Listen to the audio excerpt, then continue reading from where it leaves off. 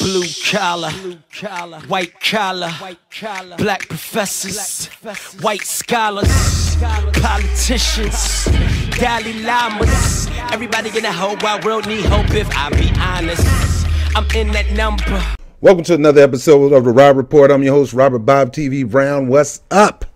All right, we're going to get into a little quick news. Look, I'm from the South. I dealt with racism all my life. But there has been some misconceptions about who's racist and who's not. Okay, a lot of people think rednecks are all racist, and most of my best buddies when I was in school were rednecks. Drove in the truck with them with the rebel flag, hanging out, doing stuff we ain't got no business doing, all that stuff. So you can't put everybody in a bunch based on look. Case in point, Gavin McInnis, he does not look like a redneck. He does not ride around with a rebel flag. Don't ride around in the pickup truck with the guns in the back with the little dude with the crazy hair peeing on the windshield. That's not Gavin McInnis. And a couple other people that are known as leaders in extreme right-wing white supremacist movement. Just recently, here in New York City, Gavin McInnis, founder of the Proud Boys, which is a male-only group, no females, only male-only, white males, no blacks, nothing like that, just white male group that describes itself as Western chauvinist. Yet the Southern Poverty Law Center has classified the organization as a hate group. Now, they just recently went into a fight fest in New York City after Gavin McInnis' speech, pumped up and jacked up on adrenaline from the speeches, because that's what the speeches do to you. It is designed to make you feel empowered. So I guess these guys felt empowered, and Antifa was there trying to block the whole thing. And look, I understand the purpose of Antifa is to stop fascism, but it always have to be with violence. Because violence beget violence, and we're going to talk about this anyway. But I'm not somebody using extreme violence to deal with opposition. Try to find other ways to deal with opposition besides violence, because violence begets violence, and what it leads to, people being brutalizing each other and killing each other, and it doesn't help at all. And anyway, let me get into the first part of this. Corey Johnson, the New York City councilman, went tit for tat with Peter Holmberg, a Republican state Senate candidate, in front of City Hall. And I guess the whole conversation was about free speech. Now, Peter Holmberg was standing up for Gavin McInnis' right to speech, but Corey Johnson was trying to make it seem like he was apologizing, he was standing up for him. Now, in this video, I'm going to show you, you make the decision, you put the name, you put what you think in the comments, what you think about this particular situation right here. Watch this. Gavin McInnis is a white nationalist. He was here a year and a half ago. Gavin McInnis was here a year and a half ago without incident. If you want to defend Gavin McInnis, where were you a year and a half ago? If you want to defend Gavin McInnis. No, I don't. I hate Gavin McInnis, okay, but I will defend maybe that's what you should be saying. You know what? I will defend his right to speak. That's the First Amendment. I hate Gavin McInnis, but I will defend his right to speak. That's the First Amendment, Corey. My name is Pete Holmberg. Sorry for yelling. I'm a member here. I'm running for state senate. My office is in this building. So there you go. First of all, Mr. Holmberg, Pete Holmberg, Corey was a city councilman back then. He is city council now. So he has to stand up for himself. He has to stand up against this. Because of Corey background, number one, but number two, because it's the right thing in New York, that this is the melting pot of America, and you don't want to start this here in New York City, because with the amount of various cultures in New York City, it outweighs white culture. Sure, white culture is strong in New York City, pretty much run New York City, but there's just too much of other cultures in New York City. And the bottom line is white racism is white racism, and it doesn't incorporate other races. It's all about purity. It's all about white supremacy. And New York just not going to have that. Corey was right to stand up and ask him, are you standing up for Gavin McInnes? He said, no, I'm only standing up for the person's right to free speech, which is in our Constitution. I know we hate it. I hate certain speeches. I don't like speeches. Speeches can incite violence. It can motivate people. It can inspire people. It can cause people to go out there and kill people. That's just the way words are. And you'll never be able to change that because somebody finds some way to put it in a book, put it in a song, or say it over a pulpit, or say it on a soapbox. You can't do anything about that. You really can't. It is in the Constitution. So, you know, the congressman or the potential congressman or the person running for Congress is right. He said it. He said it in front of Corey that he hate Gavin McInnes. He hate that he came to New York. He hate that he did the speech. He hate that he's inciting hate crimes with his speeches. But he said, I admit it, but it's still his right to free speech. Now, that is a thin line that's going to be hard to cross. Because me personally, you can say whatever the heck you want to say. Our job is to counter what is being said.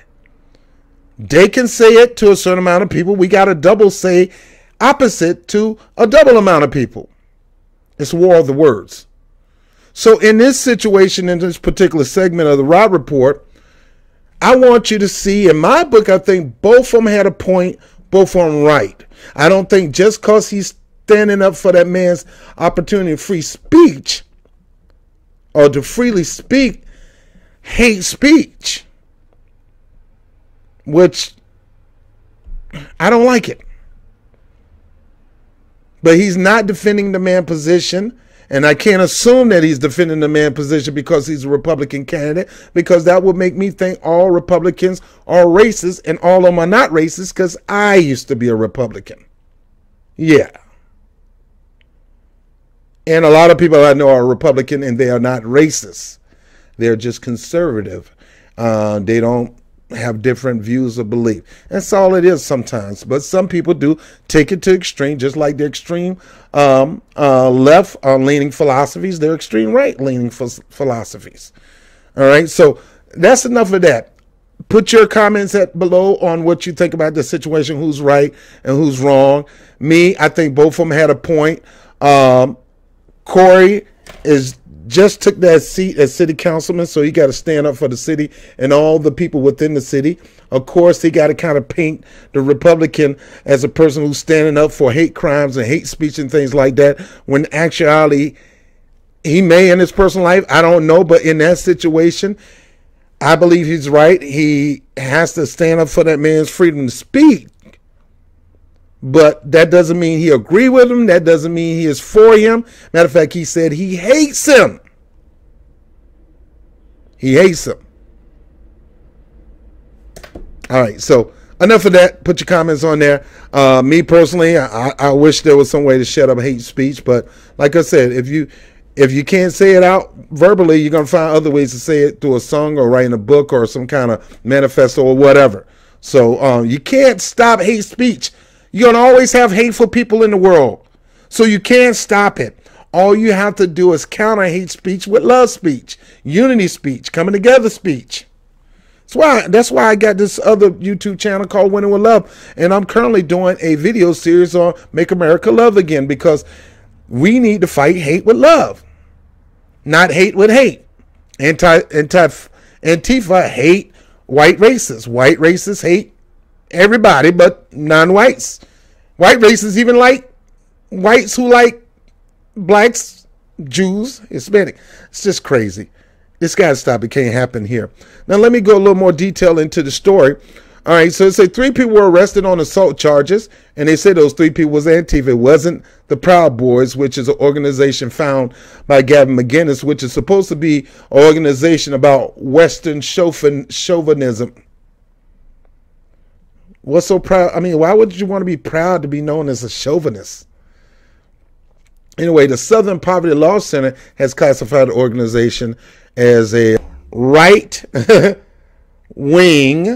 white supremacist hate group up there with the Richard Spencers and all that.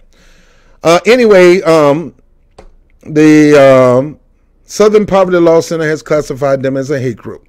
Now, recently, Governor Cuomo had some things to say about this situation. Governor Andrew Cuomo on Sunday said that he held President Trump and his campaign trail rhetoric responsible for the violent clashes that erupt Friday. Let me stop there. They say erupted Friday near the Metropolitan Republican Club on the Upper East Side of New York City after a speech there by the founder of the right-wing hate group. So Gavin McInnis came to New York City to the Upper East Side to speak at the Metropolitan Republican Club. Again, this is where you need to start, Republicans. You're going to have this guy who is inciting, who you know is a bona fide racist. Bona fide. Go look up his speeches. Go look up his videos. Bona fide. He claimed he's not racist, but come on, bro. Republicans, you know this. And you're going to invite this guy to speak at your club? Anyway, I'm going to stop Cuomo right there. Racism existed before Trump. Okay? So you can't blame this particular violent clash on Trump. You got to blame it on the Metropolitan Republican Club for having this guy over there, and you got to blame the guy for his right-wing speech. And the blame goes to the individuals caught up in the altercation on both sides, Antifa and the Proud Boys. But you cannot blame this on Donald Trump. Donald Trump, in my book, is racist. Okay? I know because I've spent time with the Central Park Five boys. All right? Most everybody in New York City knows who Trump is. They know his record. That's why Trump would never win a race here. Trump had to go outside of New York City and spit his BS for somebody to be sold into it because he's the salesman, and everybody bought it. But people in New York knows who Donald Trump is. The rest of the world don't know, but they're going to find out the hard way. Now, let me go back into this. Antifa, who they say may have been the vandals, caused damage to the historic club hours before the speech, including breaking windows, spray painting walls, and Republicans said the culprits were radical leftist forces. A note left that stated our attack is merely a beginning. So, if it was Antifa went in and allegedly went in, broke windows of this place, spray painted the walls, and they call this group, the Republicans, the Republicans want to automatically call this group a left-wing group. Antifa doesn't take sides. Okay. They just don't. All right. It's not by left-wing ideology. Okay. But of course they're going to blame it on the left. They always do. Anything negative happening in the Republican Party, they're going to blame it on the left. Both of them was wrong, and I'm going to show you this video right now of some of the altercation that took place.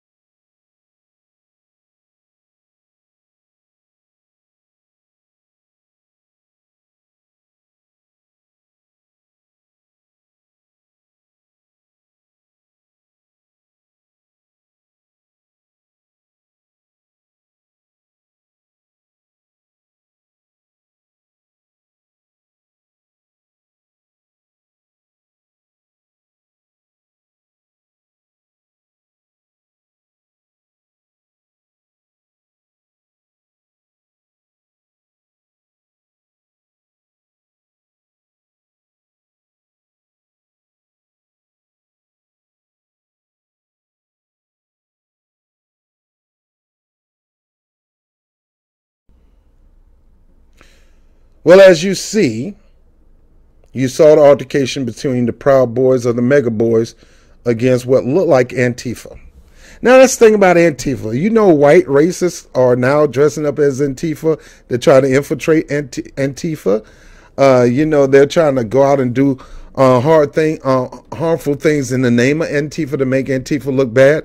Look, I'm not a fan of anybody vandalizing, breaking into, spray painting, cocktail Molotov, none of that stuff. I'm not a fan of that. But that is what Antifa do.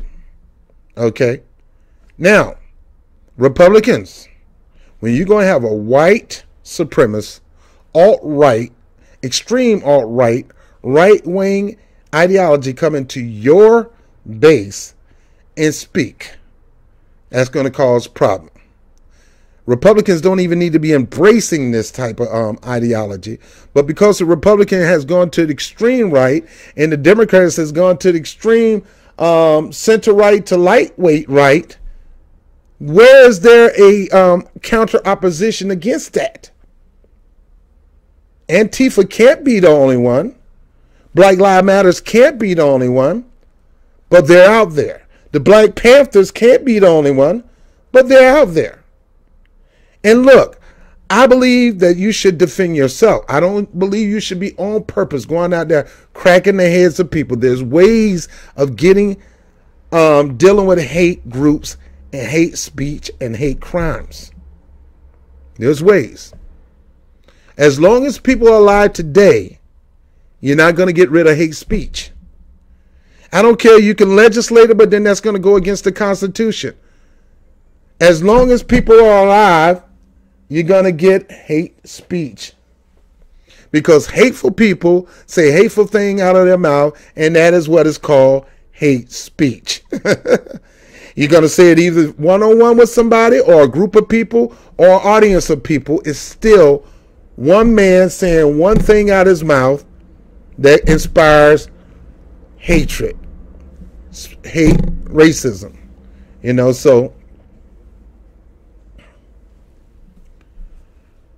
the only way you're going to deal with hate speech is to get out there and speak love, speak unity, speak camaraderie, speak coming togetherness.